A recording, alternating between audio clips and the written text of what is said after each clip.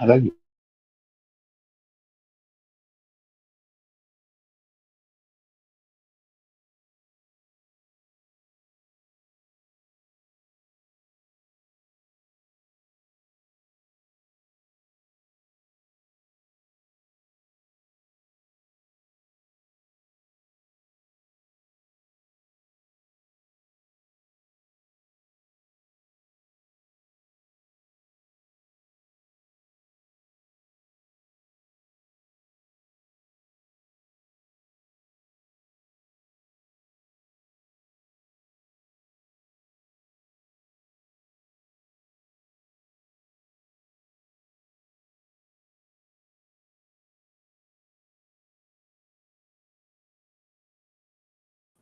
Hello and good evening, and welcome to The Truth The Behind truth the Truth. behind the truth. And man, who you telling it is? One of them days today. Hey, especially coming in for a Sunday, we would probably think it was a little bit something else going on, being a Sunday. But man, it's whew, if you hadn't found a wind to I don't know to get blown somewhere this week, I don't know what else is. Well, good evening, everyone. We want to welcome you again to the Truth Behind the Truth tonight. This is a Sunday edition. We had some other things we had to get arranged on yesterday, so we weren't able to be with you. But nevertheless, we're going to be here. All right. So hopefully you got the information, everything that we put out to make you aware of the show being just moved to tonight, only for tonight. Okay. That we're on the Sunday schedule. All right. So good evening, good evening, good evening once again. Charles, how you doing down there in hot Atlanta? I'm hot. That's all I can say. I'm hot. I certainly can Whew. imagine, man. We're finally getting our little taste of summer out here in the LA brand. We are finally getting it. It's coming around, a little warm. But the good thing about being in the city itself is that we don't get that direct dry heat. It's usually in the Mhm. valley area out here that it gets really hot. They stay 90, 95, 100, and I don't understand how people, they live in Palm Springs, and Palm Springs is always hot. But it's like been a Mhm. major resort area for so many people for years. They get a lot of celebrities that live in Palm Springs. But just kind That's of true. odd, huh? That's true. That's very true. I mean, a lot of them live in Palm Springs. That's okay. Y'all love Palm Springs that much? It's just too much heat for me, at one time. But the one thing I can say about California heat is that it is mostly dry heat. And you don't have the humidity that you have on the East Coast. Because I don't care where you're on. Georgia's hot, but I mean, when of course, Charles, you and I, we're from the Midwest, and Chicago get hot. It Mhm. get cold too, but I'm telling you, in that humidity getting in Chicago, baby, you think you in the oven and everything, everything else in between. Oh, we lost him. Yeah, he'll be right back. I guess he might have adjusted himself. But anyway, how are you doing, man? I'm okay. Trying to make a day count. Make today's day count. All right. So just another day, but I'm okay. Good, good, good. I am too. Like I said, it's just been a very interesting week for everything. When it comes down to that, it's just been a very interesting week. But I think it's teaching us all a lot, and I think we'll dive into that quite a bit this evening. Of course, titling these shows is navigating in America, or navigating your life in America, or navigating your relationship in America, navigating your political persuasion in America, navigating your religious persuasion in America. So we're gonna probably stay in that vein, before we go up to the point where we go on hiatus. But it's a navigating time. It really is. So, fellas, what do you want to dig in? You want to start with the debate first, or do you want to go do it, save time and go with that after the break? I think we go ahead and dig into it. It's probably gonna take two seconds to talk about that anyway. you know, but you want to start with that? Oh yeah. All right, Yeah. okay. You ain't got to tell me twice. Woo, President Biden. Okay. Mm-mm. Yeah, I know I love you, President Biden. I hope everybody will share this with him too. I love me some President Biden, but President Biden. The I'm gonna say it lesser one of two more time. evils. Yeah, President Biden. I'm disappointed. I Hmm. am disappointed. Now, your policies, and things that you're trying to do, I am 100%, in that, what you're attempting to do, for America and all those things, building jobs, building the economy. I am all for that. But, bro, your presentation on the other night, you got to come better than that, and I think that meaning that you got to come better than that is I gotta be honest, I was disappointed. I was kind of expecting, and let me be clear, this don't mean I'm not not voting for Joe Biden, because I'm definitely voting for Joe Biden. Okay, I'm gonna make that clear.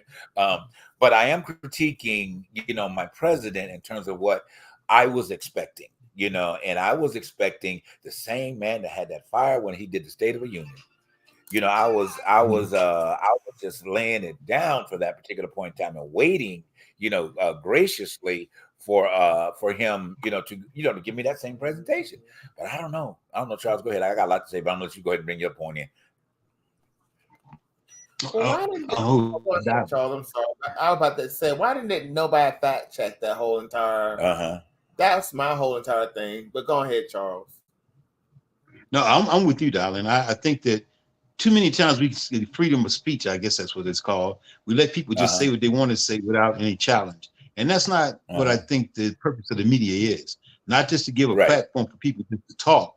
It should also be a platform for us to have some truth in it. And it's not coming across like it should be. Now, I just had a debate with an old school friend of mine who's also a military guy. And he's a Trump fan.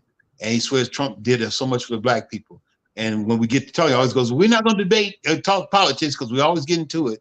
But like I told him, I'm an independent. I'm not a Democrat or Republican. And I'm going to be honest with you. I left the Democrats when they did Barack the way they did. They deserted him and left him hanging out there, wouldn't support him. And I felt like it was because of his color. But I really feel that one thing that we're not, as a country, realizing is that we're all in the same freaking boat. We keep thinking that we're by ourselves and it only matters about us. But it's like, how do I put this? It's like buying a new car. You have to wonder, is it a car that gets you from A to B? Is it a car that gives you flash so that all your friends notice it?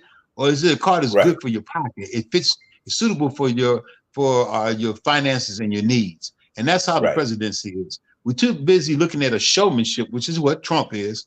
Trump's on TV. He has that platform going. Biden is not a TV personality. I don't know why people keep thinking he's going to come out there and go, yeah. Some lady hit me up earlier and said, I wish we just had another black president. Yes, Barack spoke well. But Barack had his moments that we had to go. Even I said, yo, I understand this, but your brother, you're doing the wrong thing. You need to check yourself. And we have to remember that job carries a lot of weight. And until we understand that it's not a showmanship, it's a very responsible thing. And no matter what we say, Joe Biden, even at 81, has done so much more than Trump does. And did. Put it that way, did. And I get upset when they keep calling him president. He's not the president, he's a former president. Thank you. And I don't get why they don't check that a lot. It's just like they kept calling Barack Obama Barack instead of President Obama. Right. It's this thing. They give respect to those who don't deserve it. If Barack had had an affair or outside child during the time he was elected, we'd have heard that from here to kingdom come. But let Trump have 34 indictments with even judges that he put in office. To say that he's not a good person and to say, well, I'll take him over Joe Biden 81. We don't respect our elders and the wisdom that comes along with that number. And I think that people, because you're not the best fit physically or you're not charismatic, that your mind is not sound. If you look at what he's done for the country so far, he's done a lot that has an initiative that served the middle class and below. And these days, there hardly is any middle class. So if we just sit back and stop trying to look for a showman or an MC and understand what we really need, I think we'll find that Trump is not that guy. Well, Trump has never been that guy. I mean, Trump has never been serious anyway. But my thing is, this country wants to make light of mediocrity. If that makes sense. Absolutely. We like to make light of dumb stuff, and be entertained by dumb stuff. You better say that. Well, hey, it's the truth because don't get me wrong. The black job comment, nobody has not Oh, really my taken God. it to the point serious enough to be offended by it. Ooh, I'm That's gonna let you say your point. why I'm so offended by it. I'm not cutting you off. I'm just, I know you're offended by it because I'm offended by it. You know, for him to say, well, you know, immigrants are coming over here to take black jobs. Why did it have to be black jobs? Why couldn't it have been? Why couldn't it have been jobs? And the fact that after the fact, black social media making light of this type of rhetoric troubles me because that tells everybody else in this country that we don't stand on principle. You about to make me scream. We don't stand on nothing. The NAACP ain't said nothing. Nobody has said nothing, and that troubles me. If it would have been somebody else's community, Trump would have never heard the end of it. That's true. That's why other people have stuff happening for them, and we always complain that nothing is happening for us because we do not stand on principle. That black job comment was so offensive to me. Why me? I think Trump's worldview about black people is being in servitude. Washing my floors, cleaning my clothes, flipping my burgers. Those are black jobs that he was thinking or talking about. And the fact that not only Trump mentioned it, but Biden even went along with it. Yes, he did. Yes, he did. See, that's the problem with that is the problem with our community. We're not standing on what is right and what is best for us. And the fact is that people can say what they want to say about us, and we don't check them on that. That tells everybody else that we are. Hey, they ain't got nothing. We can say whatever we want to say. It ain't nothing to it to do it nowadays. Go ahead, Charles. I'm gonna lay into this. Pastor Dowling, can I take the collection plate and throw a 5 in there right quick? Can I throw a 5 in that plate? Okay. Let me just say this. I am totally with you. We are responsible for our own community. We keep putting the burden on the politicians and everybody. All these people who stand up at these town hall meetings and say, what you ain't doing, what are you doing? I say this every week we get together. What are you doing? What are you contributing to what are the causes and the dysfunction in our neighborhoods? Why aren't you out there talking to these young guys who see that not snitching because you robbed my house or killed my son or raped my daughter and I have to shut up because it's our community? That bugs me to the hilt. I don't understand why we're not accountable for our own neighborhoods. We look at these, I call them pimps in the pulpit, who sit around, collect money every Sunday and get tax deductions and don't do anything for our neighborhoods. And just like the NAACP, they collect all these funds and they're not out there participating like they should be. So SCLC, you name them. All these places, the Black Lives Matter, all of these folks out here with a title and collecting money and not contributing to the community at all. They're out here doing their thing, looking for their recognition and their, their legacy, but they're not worried about the neighborhood. They talk that talk, but they don't walk the walk. And that is so dysfunctional. And it bothers me to the fact that how do I feel so disappointed in my own community that I don't even have to look at the politicians? A politician, it's like looking at the neighborhood dad. We're looking at the neighborhood dad to fix my bike or to help me do my homework or whatever. But what about my dad? When does my dad step in and do his part? We're so busy worried about everyone else. When do we step in our own homes? We don't look in our own homes. My mom always says, you point one finger at somebody else, them other 3 point right back at you. When do you notice that? And stop. Michael said it best. Talk to that man in the mirror first before you tell him to change his ways before you tell somebody else. And we don't stand accountable. Accountability is the thing that's missing in our community. It's so relevant and it's not being stood on enough. Perfect point. We're gonna go to break because if I get on my point, I'm gonna be a minute. So we're gonna come back and I'm gonna come back with my point on about what we just talked about because it's a mess. We'll be right back, guys, right here on The Truth Behind the Truth.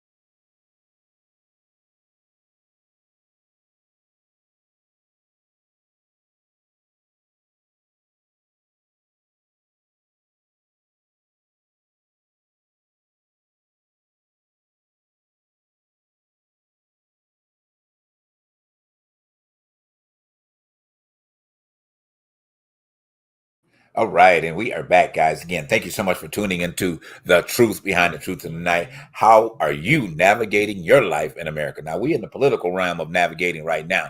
So we left off, and the disappointing comments that came from the both of them, the other night. It was like all of a sudden this synergy, and I don't mean good synergy, came between them, and they found a point of agreement. When them Golf. man, They found golf as a common agreement. Yeah, exactly. Common agreement after you've been insulted the African American community. Now, for no, not African American community, Oh, the black community. The black community. When you see, and that's the one thing Trump got it right. Code word. He knew to say black instead of African American, because when you say African American, you are putting in not just one sector of the diaspora. You're talking about Africans too. Wow. White Africans, everything. Yeah. He's talking about black Americans, Right. descendants of slaves. Right. He was right in who he was targeting. Right. Because he got black folks in his back corner telling him who to talk to. And who not talk to. Yeah, you're But right. keep going. So, and I think I was at work when this debate was going on, and I was listening to it, and I was like, and all of a sudden I kept hearing that the immigrants were taking black jobs. I said, what the flip? What the flack and flup did you just say? And then they both agreed upon it. I said, so what you're saying is that all of the lower profitability jobs, I'm being nice, okay, are centered out for the black community. So that means that you're not going to have CEOs and executives. You're never going to be on Wall Street. You're never going to run a bank. Okay, you're never going to be at a Fortune 500 company because you're not thought of in that category. No. But guess what? You'll be a shift manager at GD McDonald's, and that's as high as you have the capabilities of going. Working in fast food, working in the backyard, in the back of Home Depot, and the list can go on. I said, "Are you seriously saying this to me?" But I had a Trump supporter, a black Trump supporter. A black Trump supporter told me we should know what he meant. It didn't mean all that. It meant all black jobs. And I'm like, man, get off of that. Don't feed me that. Oh my God. I'm telling you, if I could have jumped up on that stage, I probably would have took both of their heads and slammed them together and asked them, what is wrong with that? This is, understand me, my Caucasian community, because y'all know, hey, we love y'all. Okay, but this is a very offensive moment, and we got to deal with it from this. And maybe as we're dealing with it, you could hear the disappointment that we're experiencing in this conversation that went on. So this is not racial, but it was racially pushed by two people that claim that they're supporting the community. Now, why is it all of a sudden we get important when you want the vote? Okay, but it wasn't important enough to make sure that the adequate jobs were put out there, and we had to be referred to as the low end. And I'm not saying people that work at McDonald's are low end people, but at the end of the day, a job is a job, right? Okay, that's what exactly. Yeah. And I'm not saying that, but what I'm saying is that particular blue collar job that that's considered is just, this is just set apart because black people can't do anything better. And that's the way I heard that, and that's the way you meant it, and that's the way you meant to say it. Okay, because I am very smart, I am educated, and I know what I hear, and I know what you meant by when you said it. So hold on, I'm sorry, but my point is that black people, you need to stand up for this shit. Okay, and you need to stop, and you need to put your foot down. You need to come out of the four walls of that church and quit praying and get to work. Okay, because the praying ain't gonna get you to get this country. I ain't gonna get this country to change. But let me say one other point. My last one point. I got something to say too. Finish it. So you need to take the adjustment. Okay, I said this about June messed up teens as well. If you want to represent a movement of something, then your movement should be a movement of elevation and not stagnation. Okay, because right now you went from Juneteenth to stagnation. Okay, and nothing about that holiday is representing elevation. Okay, I gave you a plan on how we can elevate about it. I won't get into that because it's not about Juneteenth. But if you want to know, you can tell me, and I'll tell you on another show, or you can go back and watch the other one. Go ahead with your point. But to be honest with you, the fact is that now I'm just saying, my thing is, why are we as black voters being misled? Right. Just like this, you might have heard of this, Charles, the Rocky Barbershop. Did you hear about that story? About the man who had who thought that he was going to hold this meeting for black small businesses and stuff, and all of a sudden, all of the Republican black donors came to his barbershop, and Trump spoke on the phone talking about because of his felon picture that he has garnered the black support. See, that's how low this man thinks of black people. Yeah. We are all felons. We all have a rap. We it just, and I just thought about this when Obama was president.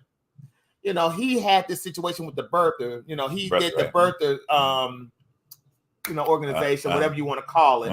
And the saddest thing about that situation was that he could never see a black man as president in his lifetime. So he thought of a plan to make sure that this man was not legitimate as president. Try to make him to try him make him look illegitimate. Right. Yeah. And that is very troubling to me. For those black supporters who want to support a man who thinks of their existence as being illegitimate in higher places. Because to him, he couldn't have seen a black man as president or CEO or anybody. He would love to take their money. Now, that's one thing that he loves, because he loves black money, but he does not like black people in higher positions. And that is a problem with me. But the fact is that we don't see it. We think it's all a big joke. This is I'm gonna be, as I say, I'm gonna play devil advocate, and this probably won't go over well with a lot of black folks, but I'm so tired of black people. How do I put this? Gravitating and accepting negativity. We follow the mafia like they are our best friends. The mafia can't stand black folks, but we want to be part of the mafia. We want to be that secrecy. We want to have that same thing. We want to do everything that's not good for us. We want to embrace the word nigga and the N-word. We want to give it power. You're not giving it power. You're giving it power for everyone else. You're not making it any less offensive than it is. Else is saying it. Yes, exactly. Everybody else is saying it. We're not snitching. Why? In our own community, they're robbing our kids. They're selling drugs to our kids. They're killing our folks, and we're not snitching. Why? Because we don't want the white man to come in and have something to say. I'm an independent for a purpose. I went independent when I realized that when Obama tried to do Affordable Care Act right off the bat, every white person in the Democratic Party went, no, not now. And that was the one thing that was going to actually benefit the black community. They didn't want that to happen because they was like, we've been fighting for years to get this Affordable Care Act gone, and now a black man comes in, he's just going to step in and get it done? Oh, no, we can't do that right now. Not wait till the next term. But all community. And that's the other part. It didn't just benefit us, but because it benefited us, we have to hold back. We can't do it because it helps our votes rise to the top. And the one thing that bothers me the most is our black community is so quick to suck up to the negativity things. They love Trump. Why? Because Trump keep it real. I don't care if he keeps it real that he's a racist. The exonerated 5, where they was talking about lynching them. Them guys were innocent. They spent years in prison for something they didn't even do. And Trump put out 4-page ads and put money behind keeping them guys in there and trying to get them hung because he felt they were dirty. Why? Because they were black. Not because they were guilty, but because they were black. And I don't understand how people seem to push that away and think that's so good. That's not the way this works. And then I get caught up in, and I hate to go switch gears, I get caught up in this the Republicans were against slavery. Man, yes, all the original blacks were in Republicans. But the Democrats, who were the original slave owners, took over the Republican Party because they couldn't stand the fact of black people having a party. Right. So they moved over and erased the Dixiecrats, took over the Republican Party, which is the same racists that were the Democrats who were involved in slavery. And then black people keep going, the Democrats were slave owners. Because of Lyndon B. Johnson, number one. Oh, that's another one. Lyndon B. Johnson was the reason why there was a switch over and policies, because of all of the bills that were passed in the 60s that guaranteed African Americans their full citizenship. Yep. We didn't get full citizenship until 1968, 70. And just like Lincoln, he wouldn't have done it if it wasn't for the better of the country. If it wasn't for the better of the country, he would have never done it. Lincoln did the same thing. He only did participate in trying to end slavery because it felt like it was tearing the country apart. He didn't give a damn about us. He was just worried about the country and the economic value that we were adding to the country. And if you took the power, didn't give us something and bartered with us, we would lose to everything. And he even said, if it wasn't for the fact it was for the better of the country, I never would end slavery. Read it. It's out there on the doggone monument, the Lincoln Monument. It says all that.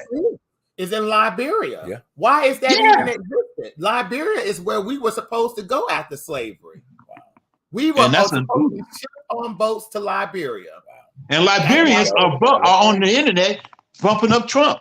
They're out here saying they're Americans because they're black, and they're saying they're blacks voting for Trump, but they're in Liberia. And they're only doing that because nobody wants America to succeed. And until we realize when one of us gains, we all gain. When one of us falls, we all fall. This is not a black-white thing. It's a collective. And unless we all realize we're here together, we're going to all sink together. Right. Well, you know what? Sometimes some people are going to have to fall on their own shore because you know what? I go back as far as 1933, and I told you about this last night. This Jewish German woman said that Hitler was the greatest thing to have ever happened. I've heard as that. The national thing for Germany of that time. And this was a German Jewish woman. And you know, most Jews at that time, and especially those who lived in Germany, thought they were Germans first. Yeah, because of the money. The mindset is African Americans are blacks. We believe that we're Americans first. That has never been the case or the agenda with our. So sorry to those whites who don't believe in this, but you have people like Steve Bannon who got Project 2025. Now it's out. It's out. Yeah. He put it, and black folks won't read it. He lifted up the binder in an interview and said this will be the focus once Trump gets back in. And that book and that project guarantees us that we will not be Americans. We will be second class. Look at everyone supporting it. Look at all the organizations supporting it. They're all the organizations that don't believe in equality throughout the country. They don't believe in African American history. They don't believe in actually sexual or even equality amongst anyone. It's all got to be white male dominant.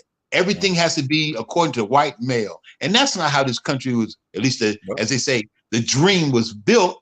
It's not even the way the principles were put together. It said us as a country as a whole. And until people actually realize, until we realize there's nowhere else to go but here, we're not going to survive. We're building it. I'm so scared for my grandsons. I'm so scared for them. They're going to have a world so jacked up. But my grandsons have less rights now than my grandparents had after slavery. And your granddaughters will too. Yeah. And let me give you this.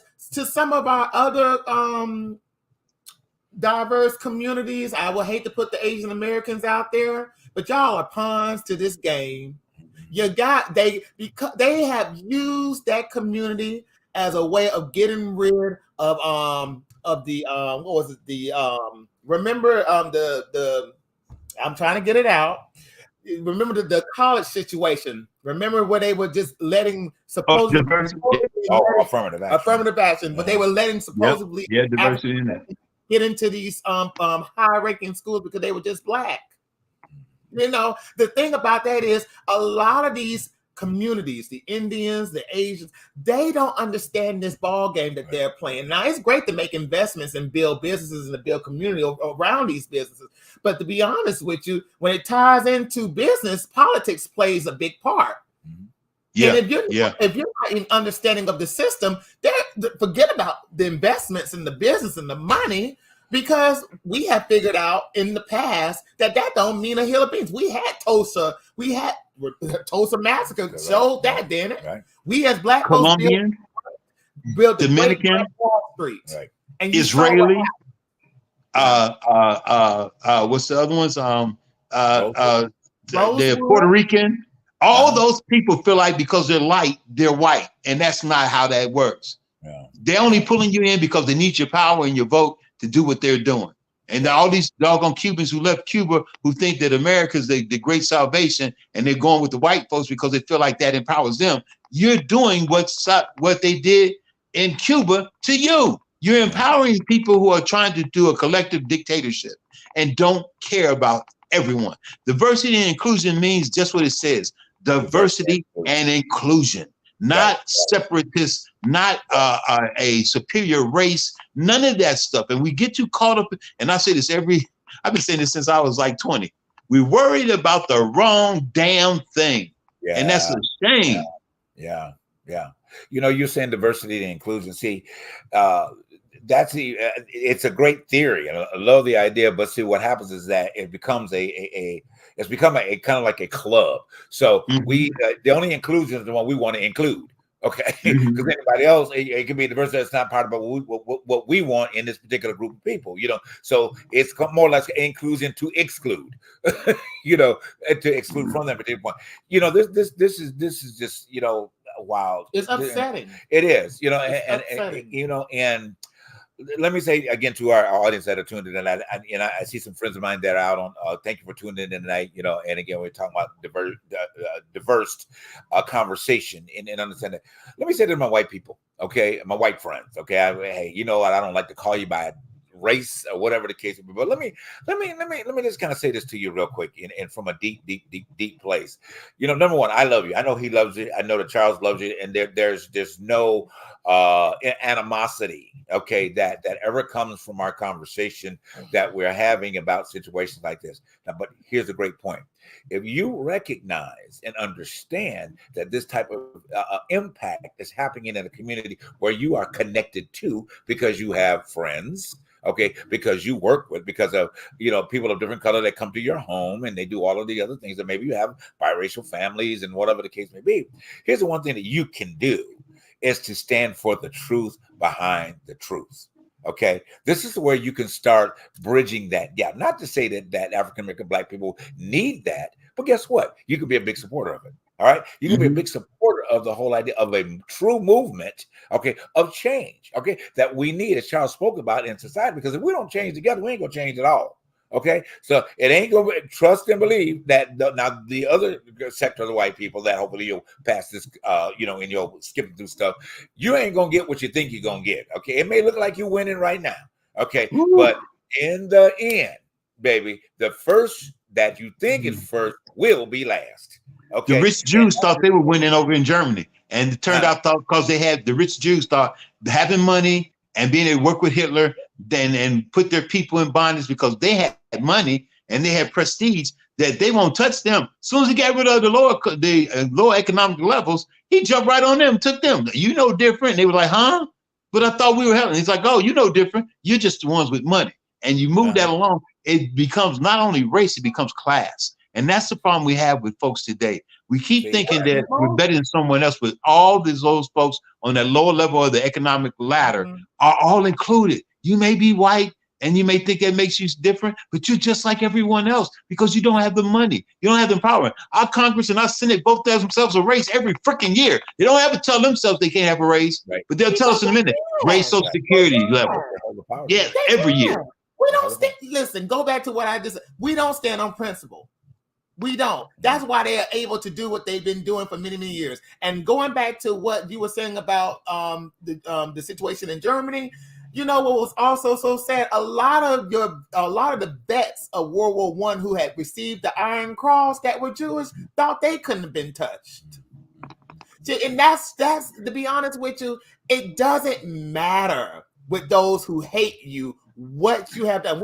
And the black soldiers in World War I, the vets, they were lynched when they got back from Europe.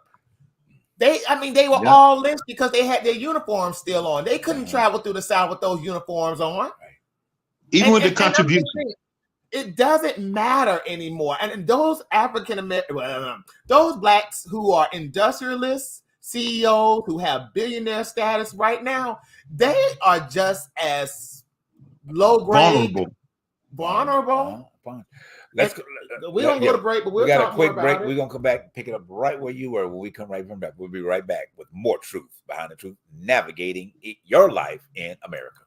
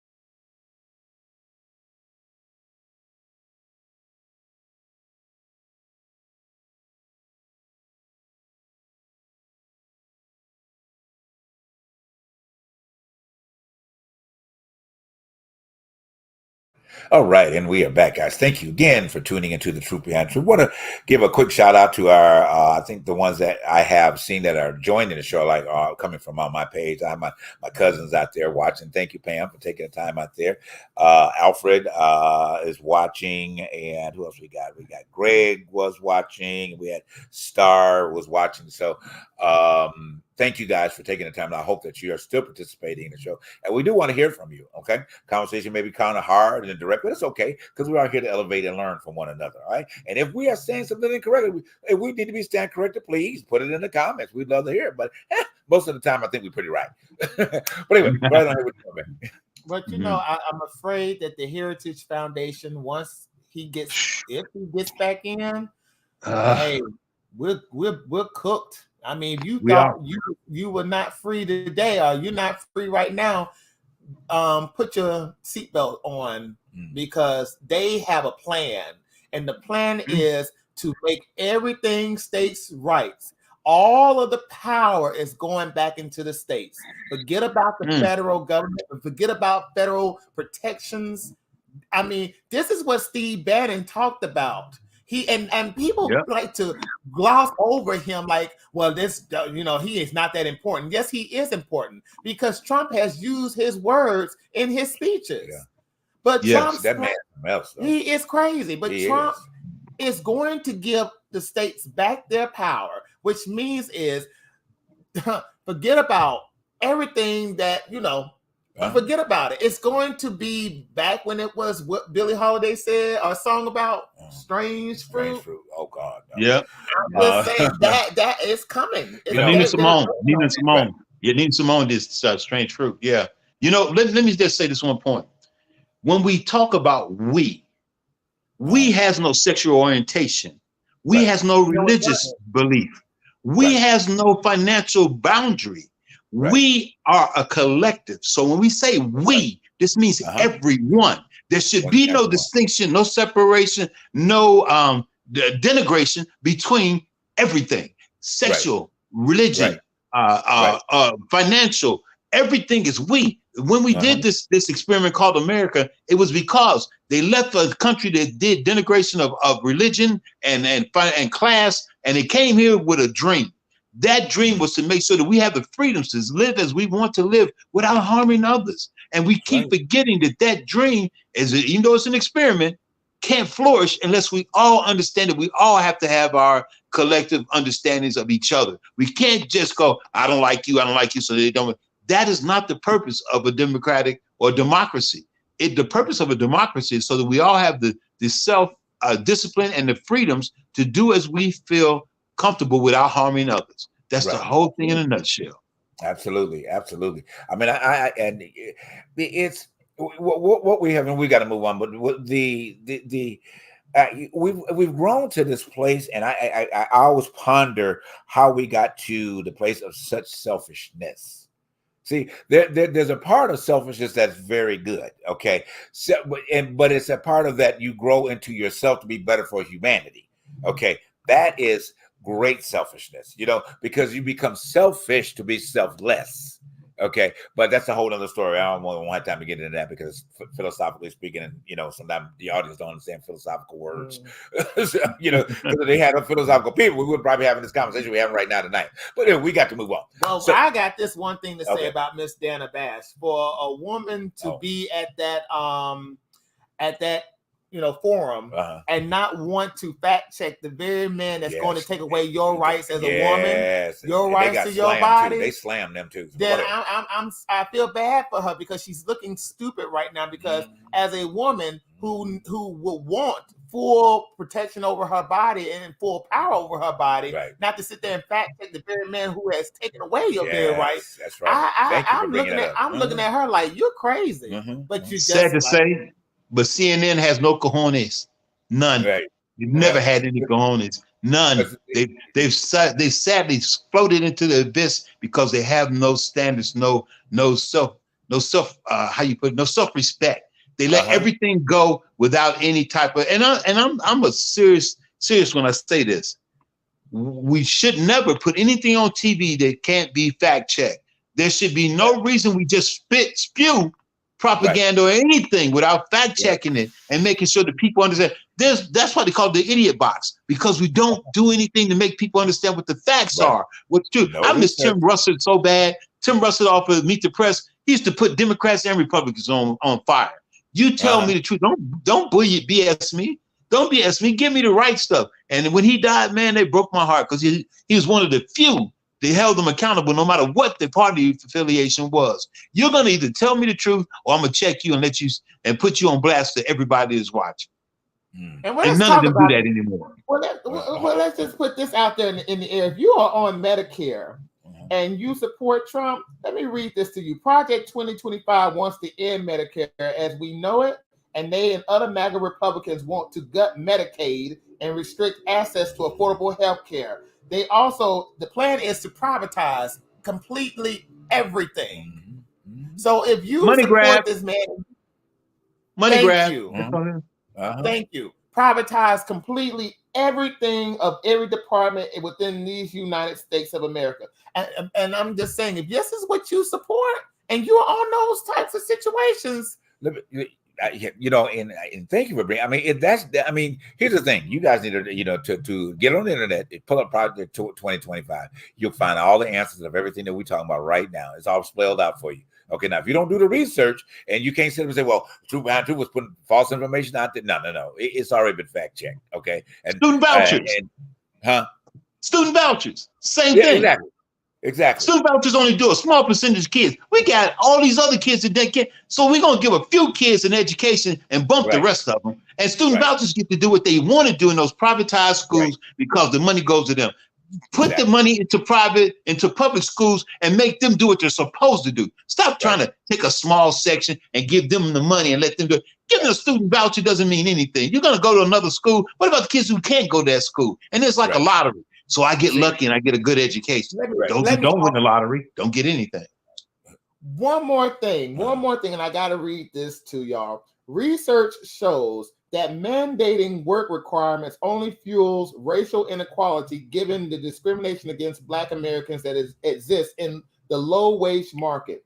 Compared with white Americans, Black Americans are about half as likely to be called back for an entry-level job, meaning that they'll be disproportionately burdened by work requirements.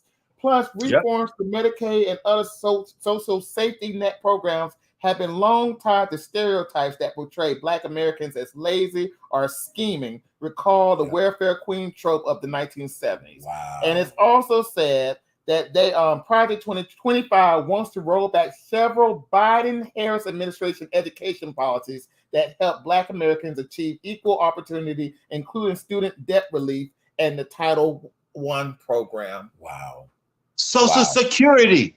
You put money into, so how's it breaking the country when you put the money in there? That kills me how you tell me the Social Security is killing you when we putting the money in there. How's it killing you? We're paying for Social Security. How do you say it doesn't work feasibly? Because this is like the post office. Congress took over the post office. Post office is working fine. They decided to say, well, if you're going to do retirement, you have to have the money in the bank already. Who has that kind of money already? That's not available. Well, one thing for sure, if you believe in public education, it's gone after November. It's gone. Well, let's just not. It's gone. Give Forget that about extra energy. Okay, It's privatized education all the way around. I mean, it's gone now. Like I've said, okay, if you hadn't started, you better start now. Get your passport ID done. Get all that in order. Start applying. So it's gonna take you probably the rest of the end of the year to get it.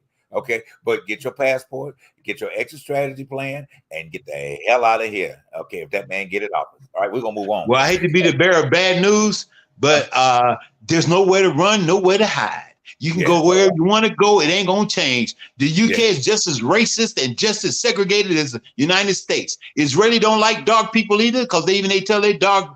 They don't even call them blacks. They call them something else, but they don't even take care of their black folks. Every country that has, even Puerto Rico. Dark people are not accepted in none of these countries. So no matter where you run, Ghana has a great economy that's moving great. Yeah, but how long is that going to last? Till they come get that and tear that up. But Nigeria, all of Libya, all of them. Listen, we can talk about this all we got to go on. We got to go on. We'll say this with us. We got to go on. Go ahead. But but you've heard what we said tonight, guys. I mean, literally, you've really heard what we said in the impactful point about that. So staying in this same vein, okay, we were just doing some research the other day, and Charles knows some of my opinion about it. Y'all know my opinion about how I felt about it, and it just goes right in sync. Is this hip hop community? Okay, tonight they're celebrating the BET Awards, but we'll get into that just in a moment. But it's kind of in the same sector here. Okay, I'm gonna tell y'all. All right, I'm gonna say it one more time. Cardi B, Nasty B, whatever, Nasty Red, whatever that Megan Thee Stallion and all of the rest of them, and every nasty ass man that has degraded women through music. Okay, y'all need to stop the shit. Okay, this is why this man can come in and tell you that your black jobs is being taken over by immigrants coming in. This is why they feel like they have the leeway to say all of the things that they're saying to you and about you because you're saying it about yourself. Okay, you're calling yourself that low. You're saying that you're the lower low. You're saying that your women are the lowest sexual form. That she needs to be called a bitch, a hoe, and a slut. Really, the mother of your children. She's a bitch, a hoe, and a slut. Because that's what you call her. Okay. You okay. Want her Now to turn around and twerk her ass in front of you. Okay, to get what you feel is your get off moment. You need to get yourself off into some books and learn something better. Okay, and educate. Now let me give you that devil's advocate, because this is the purpose of America. You are supposed to be able to do what you want. I can't discriminate or down Megan or Sexy Red or any of them for doing what they do because that is the premise of America, to do what you do without harming others. Now, if you don't like it, as they say, you can always turn the channel or don't watch. You don't dog people for doing what they do. That's like looking at the Iranians and the rest of them and saying, well, they do religious. You can't do it. Well, the hell, America just put the damn 10 Commandments up in every school. You can't dog other people for doing what they do when you do the same. This is the purpose of the dream of the experiment of democracy. Megan Thee Stallion want to shake her ass and say she a hoe. She has that right. So does Sexy Red. Don't dog people for doing what they want to do because that's what they want for themselves. They ain't talking about nobody else. They're talking about themselves. Let them be who they are for them. Now, as far as my kids, no. I fully agree with you. Hold on, let me hold on. I fully understand what you're saying. Okay, and get that, and then stifling of that, and that could go into a whole many different situations. But my point is that I get it. But what has happened is that it has diverted the idea of a representation of a community of people that is not like that. That is not the way that you were raised. Now, I get it. There are a few small amounts of people that like, but what has happened has become the most forefront propaganda of saying this is the community of black people, and that's the part that I can't stand. Now they can say what they want to say as long as it's about them, but don't be representing or saying the collective is this type of people. Culture, you know, and that is the culture and it's the brand of the culture. Because I got granddaughters, okay, and I will be damned if I will allow them to shake and twerk their ass in front of some man. Key. That's the key. That's their culture. We need to cut our kids. We need to be responsible for our kids. Stop blaming everybody else for what our kids do. You're not at home making sure your kids don't twerk. You're not talking about the music your kids listen to. You're not giving them the discussion they need about sex. You can't blame Megan and everybody else for what your kids do. You are responsible for your children. I get it. Stop saying everybody else is responsible for your children. You are. It's too late. It's too late. The whole thing, what you were trying to demand is too late. Because I go back to what we have said, what I have said in the beginning. If you don't stand on principle, if you don't stand on code, on a cultural code, that's the problem with our situation when it boils down to the music that we listen to and the rhetoric. The rhetoric that we speak on. You have to have a code to stand on and a principle to stand on. You do. That's why you will never see people outside of what we have going on doing what we are doing. Because the one thing I cannot stand about our community is that we're too performative with our situations. We don't ever. Oh my God! Thank you. We're too performative. That's what I'm saying. And then on top of that, we don't have the wherewithal to denounce, because every time it's right here. Well, listen, we don't have the luxury of being individuals, because if Sexy Red does that, we all do it. But if LL Cool J goes out and say this or do this, then we all do it. And that is my own problem. That is the issue. But it's too late, because what has happened to NAACP, and none of these people have put demands on the artists or on the artistry of the music that we perform. Until I don't know what's going to happen. I know one thing. I listen to my watercolors, like you say, Charles. I do change the station. I go to my watercolors jazz because if I listen to all of that is going on this new music on these new music channels, I'll be angry all day and all night. I have to listen to something that's going to put me at peace and have me go to sleep with peace on my mind, because if I can't listen to Sexy Red and all of that, that's degenerate music. And we all know those are industry plants. Those are not real musicians. Those are industry plants to corrupt a whole community of people to doing what they think is best. My point about that is that when you know that, and it's true, I get it. I get all of the somatic reasons, that it's. But here's the thing: when you have the leaders in the community that allow that to be filtered in, like Al Sharpton, I get what you're saying, Charles. Now, understand that the freedom of speech, in what happens to that, and we do have the rights of the choice that we do, but at the same time, there is educational pieces that these community families and parents and all of these other things that are allowing this. When you feel it's okay, let me use it as an example. When you feel it's okay to invite Nasty Red to a high school, I'm sorry, what is it? Middle school. And invite her to come to speak to kids in a and oh my God, I can't even say it because I was so disgusted when it happened. And then she gets up and then she makes that somehow it didn't happen. She gets on top of the bus, start cussing out the kids and twerking, because it didn't happen while she wasting her GD time and all of this stuff that went on. Okay. But what I'm saying is that this is ridiculous. And what do we do? Okay. Like you said, Charles, that's their artistry. That's what they've been given an opportunity to do. I get it. Just like, people say, well, I go to church and I hear all this, and all these other type of things.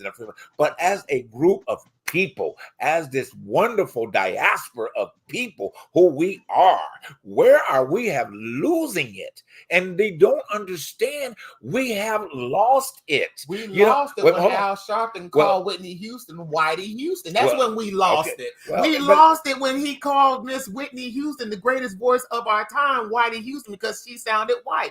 That's when we had lost. That's when we start losing our minds, because we didn't celebrate greatness then. I'm sorry. Well, remember this though. Remember this, and this is not a how do I put this? This is not a dispersion on any other diverse ethnicity, belief, principle, or anything. There was a time when even homosexuality was saying, why are we putting this out there? There was a time when interracial marriage was saying, why are we putting this out in front of everybody? This is why I keep saying we can't keep pointing at other people for what happens. We need to be accountable for our own homes. If you don't want homosexuality, you don't want interracial marriage, you don't want sexual ed in your home is your home. Stop saying everybody else is making your home the way it is. You need to stand up for your home. This is where we lose it. We keep pointing at everybody else, but we got to be accountable for ourselves. I'm totally with you. And I talk about accountability and responsibility all the time. And I agree with you. It's what we allow in our space. But this is like he says now, where is the code of saying that this cannot be in our space for these reasons? And this is the thing what I'm talking about. And you don't have cultural code. Right. What happens is that because you don't have cultural code, everything becomes acceptable when it shouldn't. Everything be acceptable. That's like the key. We don't want to judge the culture of the gay community. We don't want to judge the culture of the trans community. I mean, we can sit here and dissect every part of it, because I got my own situation about that too. Well, I have a problem with black men. Black men wanting to be the fetishists and the black. That's a whole other conversation. Well,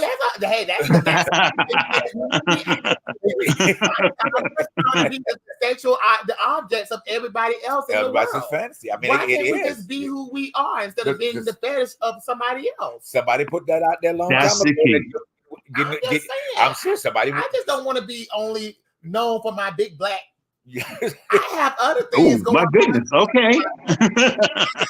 Okay. The world is always look, okay.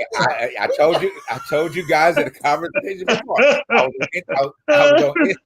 I was on Instagram a couple of weeks ago, and here it is, biggest day.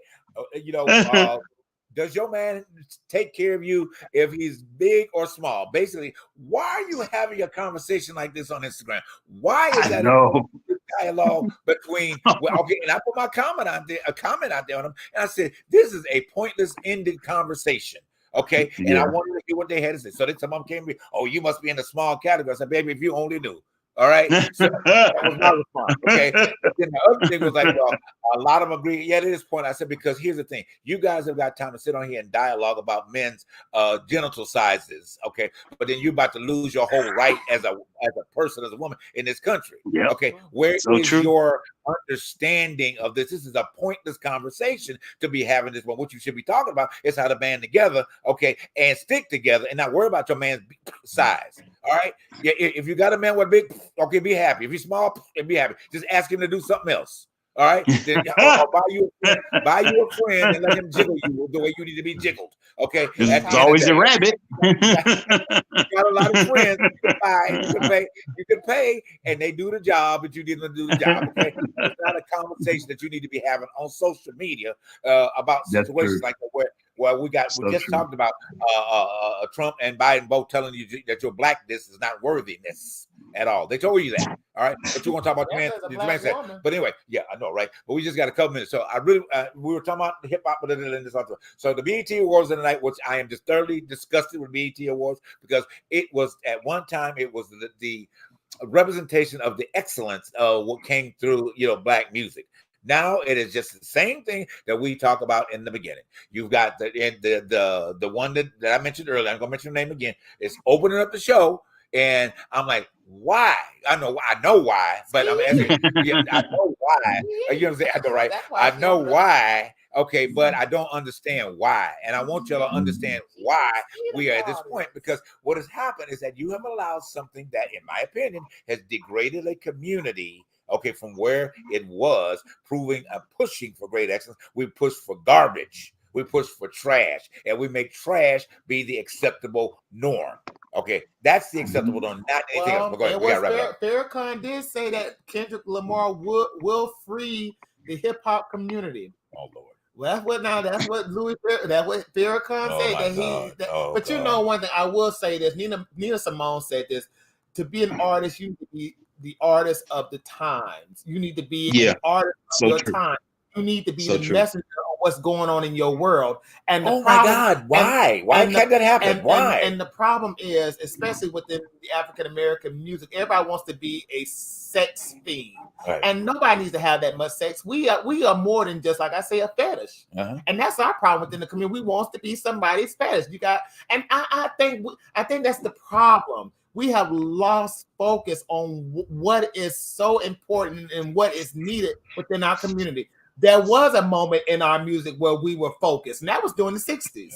70s. And the 70s. The 60s was a time period of us trying to understand our blackness. But the saddest thing about it now is all about that green money. So that, hey, we got industry plants. But hey, what I'm supposed to listen. That is honestly, I think the wrap of the not wrap, but the wrap of the evening, the wrap up point of the evening, what you said, because after all we have discussed today, and we've been focusing, yes, on the African American community, black community, whatever, a lot of our conversation, because we want to send a clear message out that y'all need to wake the fuck up, okay, and cream. Exactly. Cash rules everything around me. Cream. Yeah, exactly. That's what it so what has happened, and it's the saying that people mostly misquote, but in this case, it's been quoted the right way, and it represents everything we talked about today is money. All right, the inroad of saying that money, and scripturally speaking, and people quote it all the wrong time, is that money is the root of all evil. Money is not the root of all evil. Okay, the love of money is the root of all evil. So get your 30 pieces of silver. Okay, good. So if the money is the root of all evil, then you have to look at what is coming through that in the aspect of how money is being portrayed in front of you. Okay, we just saw during the debate how money was portrayed in front of us. Okay, yeah, your black job.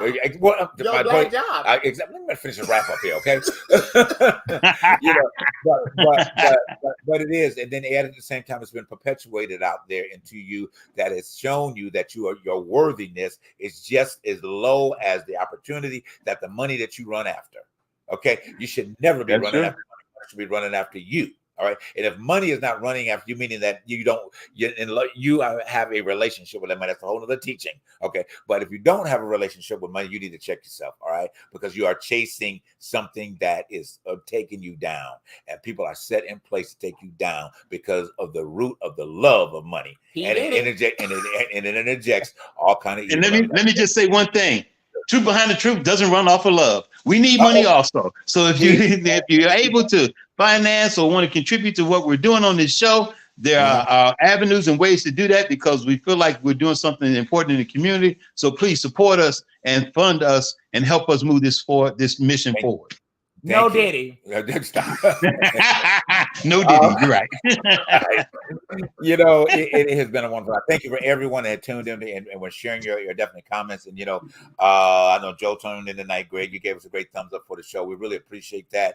And hey, we want to know that we are helping you or making sense of giving you conversation that start at work or in your neighborhood or whatever.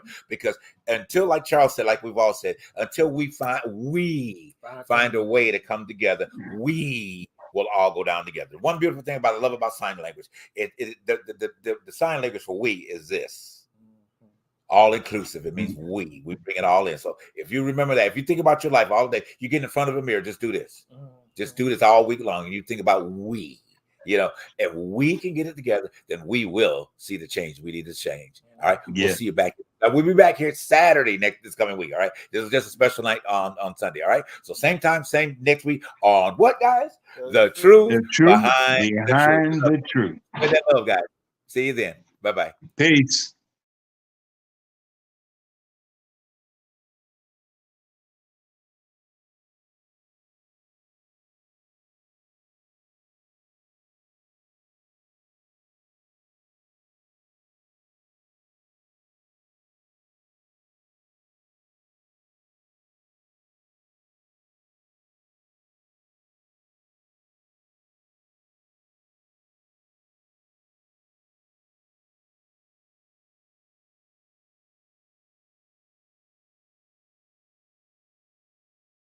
Right.